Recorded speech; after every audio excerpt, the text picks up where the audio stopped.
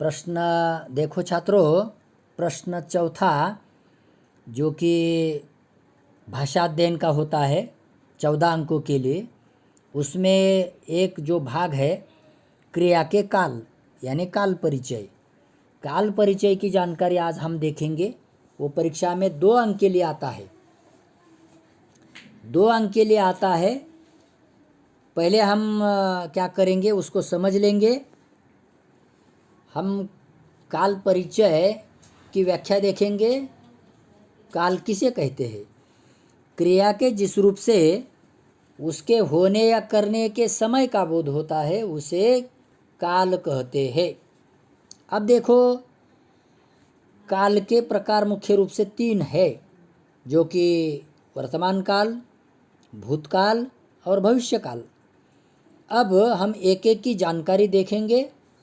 पहला वर्तमान काल, उसके 3 भेद होते हैं, जैसे सामान्य वर्तमान काल, दूसरा अपूर्ण वर्तमान काल, तीसरा पूर्ण वर्तमान काल। हम पहले सामान्य वर्तमान काल की जानकारी देखेंगे। क्रिया के जिस रूप से उसकी परिभाषा देख रहे हैं। क्रिया के जिस रूप से वर्तमान समय में होना सूचित होता है उसे सामान्य वर्तमान काल कहते हैं। अब देखो, मैं आपको एक ट्रिक दे रहा हूँ। सामान्य वर्तमान काल को कैसे पहचाने? वाक्य के अंत में ता ती ते आता है।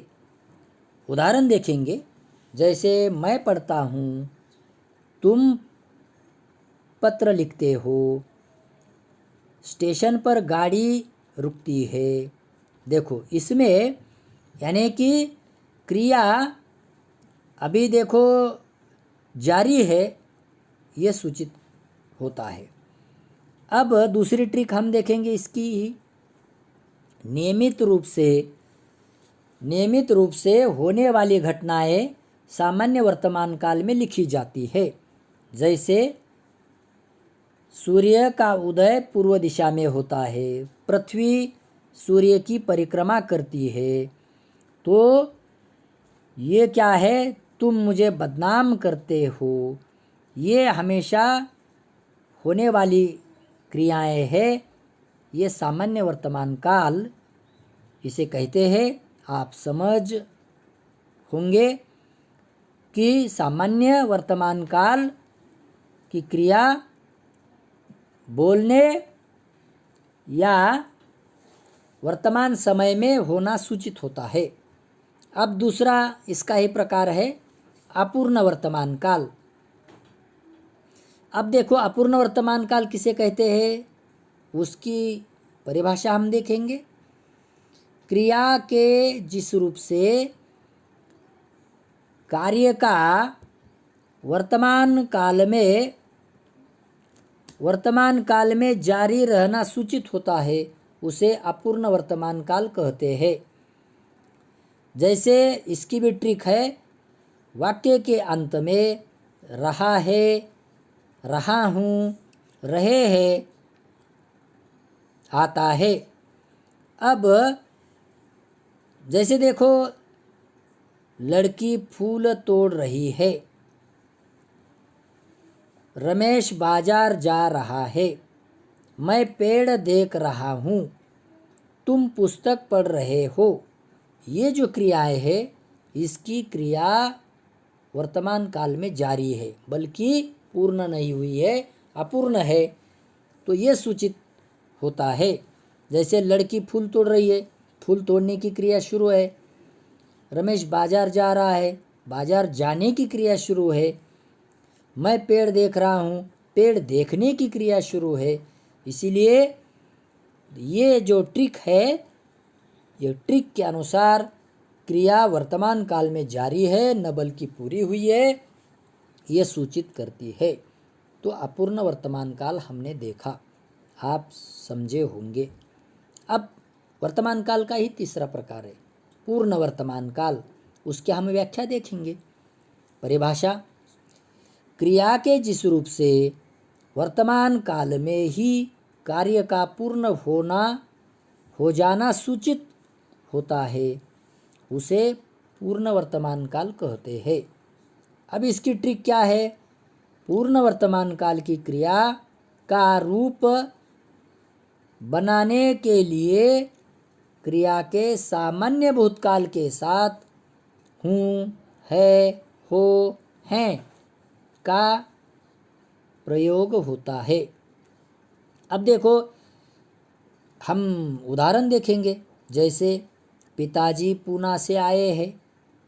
अब देखो, सामान्य भूतकाल की क्रिया के आगे है लिखने से पूर्ण वर्तमान काल बनता है। बहुत सीधा साधा है। अब देखो, पिताजी पूना से आए, सामान्य भूतकाल, लेकिन उसके आगे पिताजी पूना से आए हैं, ये क्रिया पूर्ण वर्तमान काल की है, अभी अभी आए हैं। मैं समय पर पहुंचा हूँ, साइकिल की चोरी हो गई है। सरस्वती ने पत्र लिखा है, तुमने पुस्तक पढ़ी है, ये क्रिया पूर्ण वर्तमान काल की क्रिया है। अब आप समझे होंगे पूर्ण वर्तमान काल की सामान्य भूतकाल के अंत में है, हैं, हो लिखने से पूर्ण वर्तमान काल बनता है। अब देखो, हम काल का दूसरा मुख्य प्रकार देखेंगे, भूतकाल। हम क्या कर रहे हैं? भूतकाल जो है दूसरा प्रकार मुख्य रूप से उसके 3 प्रकार है। उसका पहला प्रकार हम देख रहे हैं सामान्य भूतकाल। उसकी परिभाषा देखें। क्रिया के जिस रूप से बोलने या लिखने से पहले अर्थात बीते हुए समय में कार्य का होना सूचित होता है, उसे सामान्य भूतकाल कहते हैं। अब देखो, सामान्य भूतकाल की क्रिया जो है उसके पूर्णता या अपूर्णता का बोध नहीं होता, यह बात है। अब हमें इसकी ट्रिक क्या है? कार्य की पूर्णता और अपूर्णता का बोध नहीं होता। जैसे उदाहरण देखें, मित्र ने मेरा काम किया। कब किया? हाँ, पता नहीं चलता। ऑफिस के बड़े बाबू आए। देखो, अब सिरचन ने बड़ी तेजी से जवाब दिया। मैंने उससे वादा किया। ये सभी बातें हैं। तो सामान्य भूतकाल की क्रिया है, आप समझे होंगे। तो दूसरा प्रकार है भूतकाल का अपूर्ण भूतकाल, जिसकी परिभाषा हम देख रहे हैं। क्रिया के जिस रूप से कार्य का भूतकाल में या बीते हुए समय में जारी रहना सूचित होता है, उसे अपूर्ण भूतकाल कहते हैं। ये अपूर्ण भूतकाल पहचानने के लिए मैं आपको एक ट्रिक दे रहा हूँ।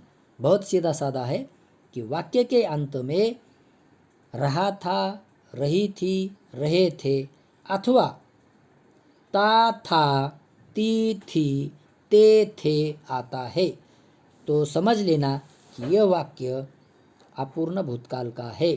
जैसे उदाहरण देखें, तारे चमक रहे थे। देखो, चमक रहे थे यानी कि क्रिया जारी है, तो समझ लेना यह वाक्य अपूर्ण भूतकाल का है। मैं पेड़ को देख रहा था। मित्र मेरा काम करता था। सिरचन चिक बना रहा था। सीता आम खाती थी, यानी कि इसकी क्रिया जारी है, इसीलिए ये अपूर्ण भूतकाल है, पूरी नहीं हुई है। तो हमने ये अपूर्ण भूतकाल देखा है, आप समझे होंगे। अगले पेज पर हम इसके आगे का भाग देखेंगे। देखो छात्रों, हमने पेज बदल लिया है। इस पेज पर हम भूतकाल का तीसरा प्रकार जो पूर्ण भूतकाल है उसकी जानकारी देख रहे हैं। तो आप देखिए उसकी परिभाषा पूर्ण भूतकाल की। क्रिया के जिस रूप से कार्य का बीते हुए समय में अर्थात बोलने व लिखने से बहुत समय पहले ही पूर्ण हो जाना सूचित होता है उसे पूर्ण भूतकाल कहते हैं। बहुत पहले क्रिया समाप्त हो चुकी है, बीती है, तो इसे पूर्ण भूतकाल कहते हैं। आप समझे होंगे। अब इसकी ट्रिक क्या है, ये पूर्ण भूतकाल का वाक्य हम कैसे समझे?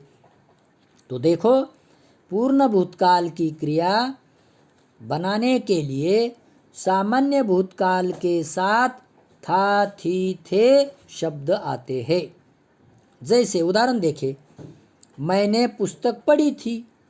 अब मैंने पुस्तक पढ़ी ये सामान्य भूतकाल की क्रिया है, लेकिन मैंने पुस्तक पढ़ी थी, कब पढ़ी थी? बहुत पहले समय हो चुका है, तो ये वाक्य पूर्ण भूतकाल का है।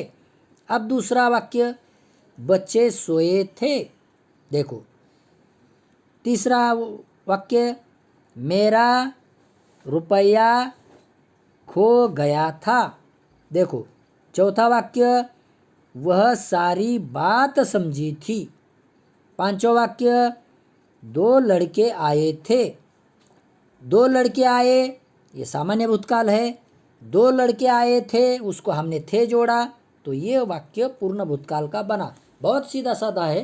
काल परिचय बहुत ही समझने में काफ़ी सरल है।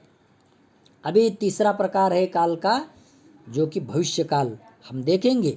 भविष्यकाल के भी 3 प्रकार है, जो कि पहला प्रकार है सामान्य भविष्यकाल। अब सामान्य भविष्यकाल किसे कहते हैं उसकी परिभाषा देखें। क्रिया के जिस रूप से आने वाले समय में कार्य का होना सूचित होता है उसे सामान्य भविष्यकाल कहते हैं। जैसे उदाहरण देखें, घर में पूजा होगी, हम एक दूसरे की मदद करेंगे, मैं पुस्तक पढ़ूंगा। उसके आगे का वाक्य, वह अपने बल पर आगे बढ़ेगा। देखो, यानी कि यहाँ बढ़ेगा, यग्गा, यंगे, उंगा, यंगे, ये जो बातें हैं ये सामान्य भविष्यकाल के वाक्य के अंत में आते हैं। बहुत सरल है ये प्रकार। तो ये सामान्य भविष्यकाल बहुत सरल है, आप समझे होंगे। अब इसका ही दूसरा प्रकार है अपूर्ण भविष्यकाल। तो इसकी परिभाषा हम देखेंगे। क्रिया आने वाले काल में अपूर्णता अर्थात जारी रहना सूचित हो उसे अपूर्ण भविष्यकाल कहते हैं। आगे के काल में क्रिया जारी रहना सूचित हो, ऐसी बात। तो हम उसका उदाहरण देखेंगे। जैसे मैं उसकी राह देखता रहूँगा। देखो, उस दूसरा वाक्य, वह वृक्ष के नीचे विश्राम करता रहेगा। देखो, करता रहेगा यानी कि आने वाले काल में क्रिया जारी है, ऐसा। तीसरा वाक्य, मानू को ससुराल पहुंचाने मैं ही जाता रहूँगा। चौथा वाक्य, रामू की आवाज़ बहू के कान में पहुंचती रहेगी। तो ये बात है कि अपूर्ण भविष्यकाल आने वाले काल में क्रिया का जारी रहना सूचित करता है। तो ये अपूर्ण भविष्यकाल है। अब तीसरा जो प्रकार है भविष्यकाल का, जो कि पूर्ण भविष्यकाल है, उसकी परिभाषा क्या है? आने वाले समय में क्रिया निश्चित होगी उसे पूर्ण भविष्यकाल कहते हैं। जैसे रामू की आवाज़ बहू के कान में पहुंच गई होगी। देखो, यानी आने वाले काल में पहुंच गई होगी। दूसरा वाक्य, रश्मि ने त्याग पत्र देने का निश्चय किया हुआ होगा। देखो, रश्मि ने त्याग पत्र देने का निश्चय किया हुआ होगा। और जो तीसरा उदाहरण है कि विश्व अशोक को हमेशा याद रखा हुआ होगा। तो ये जो है पूर्ण भविष्यकाल की क्रिया, हमने आने वाले काल में उसकी पूर्णता सूचित करने वाले होते हैं। तो हमने जो कि 2 अंक के लिए परीक्षा में आता है, क्रिया के काल उसकी जानकारी हमने देखी है, उसके उदाहरण देखे हैं, उसके प्रकार देखे हैं। तो आप इसको समझ लिए होंगे। तो क्या करो, इस वीडियो को पसंद आया लाइक करो, कमेंट करो। धन्यवाद।